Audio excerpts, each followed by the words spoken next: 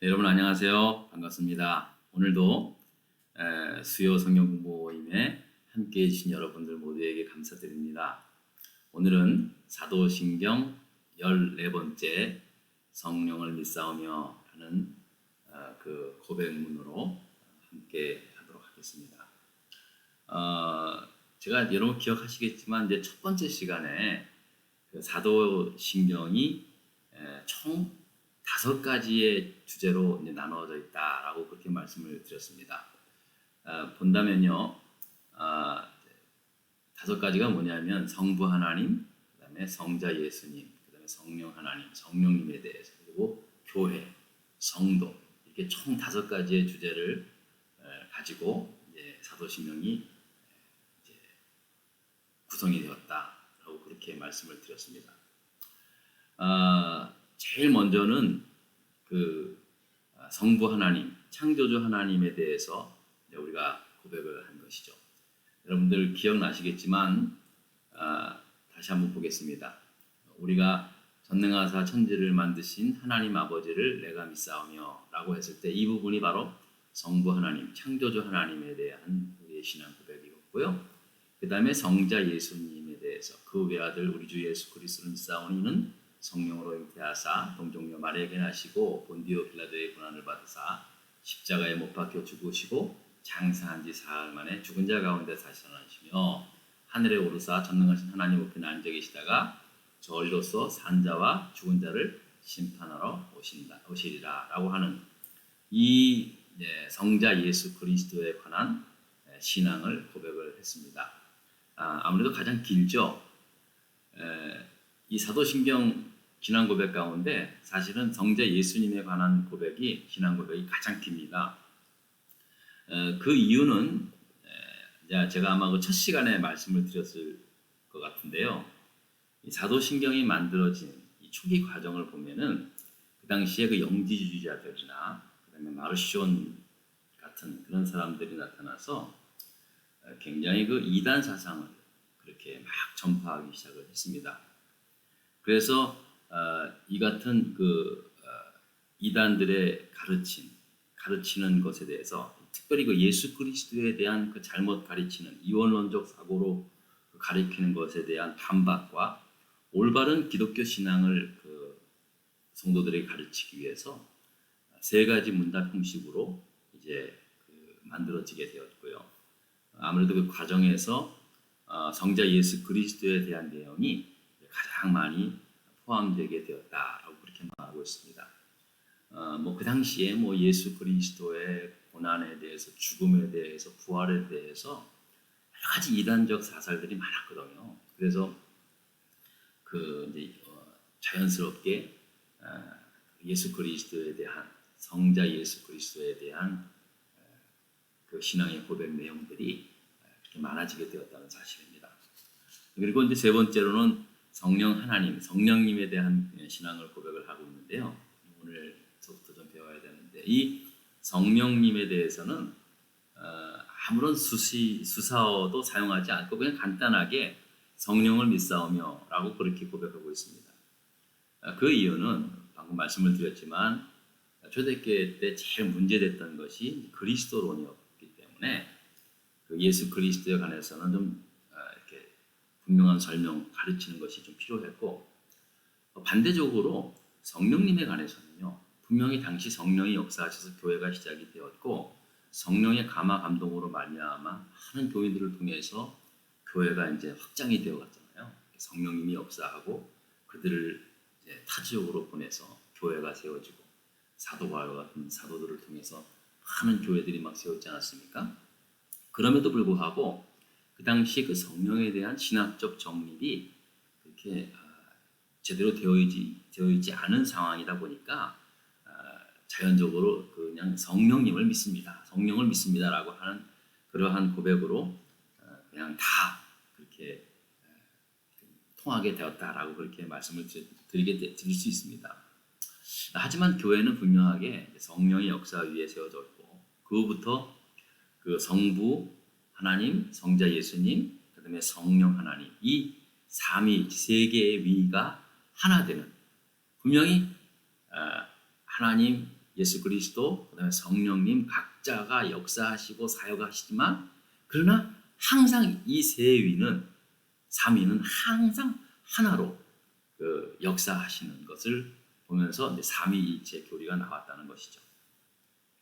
이거는 이제 삼위일체 교리는 제가 앞서도 말씀을 드렸고 계속해서 이제 신앙 공부하다 보면은 성경 공부하다 보면은 이렇게 계속해서 언급을 해드리겠습니다만은 오늘 이 시간에는 자 그러면 그동안은 성부 하나님, 창조주 하나님에 대해서 배웠고요. 그 다음에 성자 예수 그리스도에 대해서 배웠고 오늘은 성령 하나님에 대해서 배워야 되겠는데요.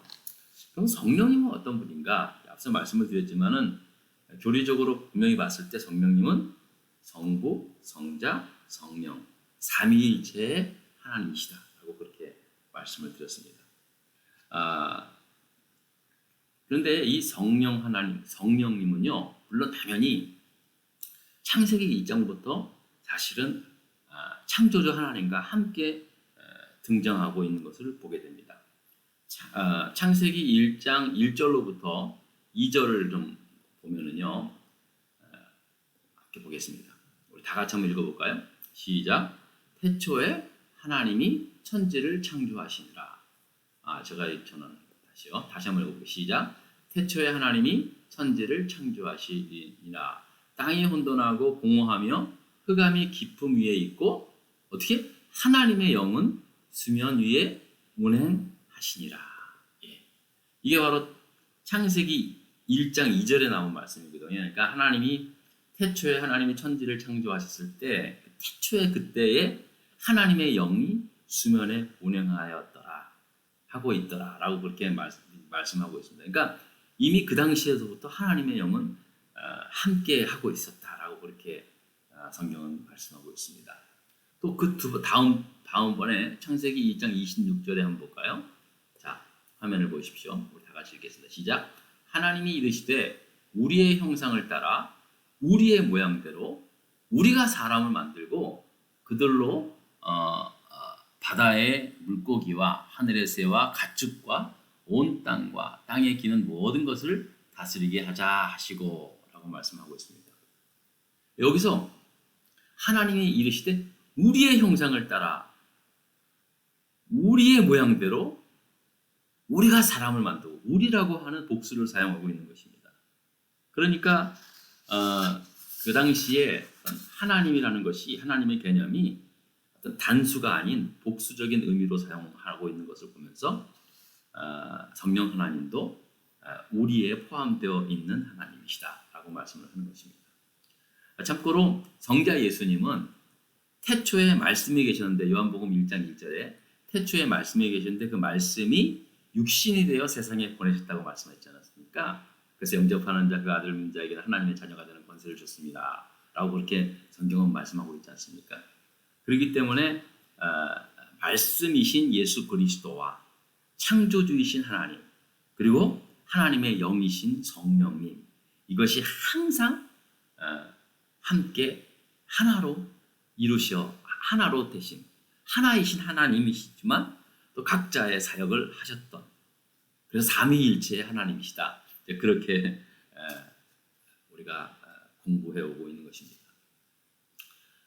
다시 말씀을 드리지만 삼위일체라고 하는 말은 성경에 없습니다. 그러나 성경을 창세기서부터 요한계시록까지 잘 읽어보니까 언제나 하나님은 이렇게 삼위일체의 하나님의 모습으로 역사하셨고 또 일하셨음을 발견해서 이제 훗날 신학자들이 삼위일체 교리로 완성이 된 거죠. 여러분 혹시 기억나시겠지만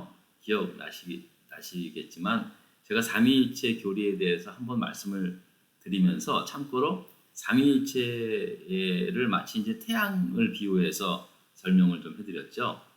태양을 우리가 봤을 때 태양은 분명히 하나이지만 그게 세 가지의 모습으로 우리에게 임한다라고 말씀하지 않습니까? 뭐라도 제일 첫 번째는 이제 빛. 태양이 우리에게 밝은 빛을 주지 않습니까? 그래서 낮이면 밝은 빛을 통해서 우리가 사물을 보고요.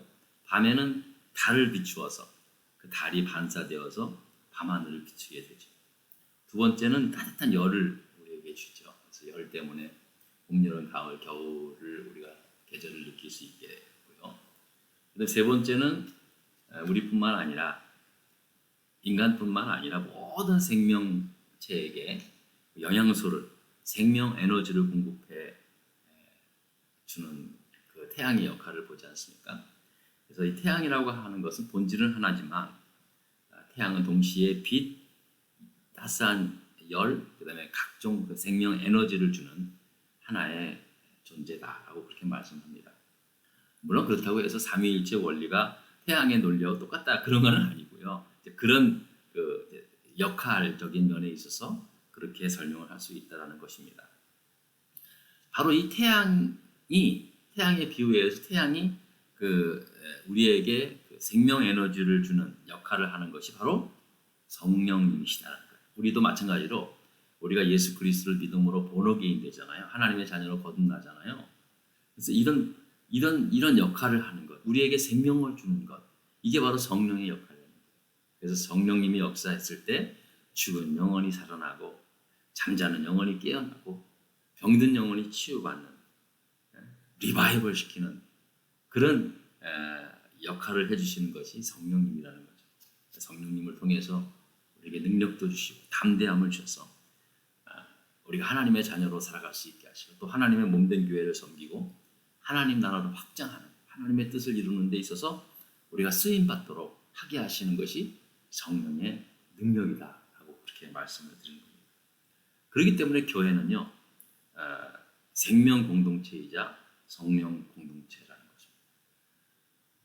그래서 우리가 성령으로 충만해야 된다라고 그렇게 말씀을 드릴 수 있습니다. 그러니까 이제 앞으로도 계속해서 이 성령님에 대해서 몇 번 더 해야 될 텐데요. 앞으로 모든 성령 공부의 어떤 내용 가운데 보면은 다 성령님의 역사, 성령님의 감동, 그리고 지금도 마찬가지입니다. 지금도 우리가 온라인으로 비록 공부를 하지만 우리 마음속에 깨달음을 주고 그다음에 우리의 마음속에 변화시키고 말씀으로 우리가 그렇게 하나님 앞에 좀 더 가까이 나아가고자 하는 마음을 주시고 이런 간절한 마음도 주시고 결단도 주시는 이거 모든 것이 성령님께서 하시는 역사라는 것이죠. 알게 모르게 우리가 전혀 느끼지 않는 것 같고 또 우리가 보지 못하는 것 같지만 성령님은 언제나 일하시고 언제나 우리와 함께 하시고 우리의 마음을 움직이시고 우리를 하나님의 자녀로서의 삶으로 살아가는데 부족함 없도록 인도하시는 하나님이시다는 거죠.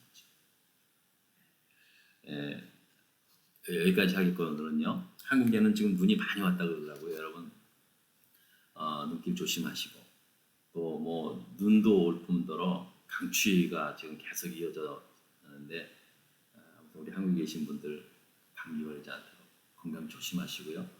또 우리 코발리스에는 비가 많이 오고 있습니다. 지금 그래서 좀 월신연스러운데 코발리스에 계신 모든 분들도 복된 하루 지내시길 바랍니다. 감사합니다.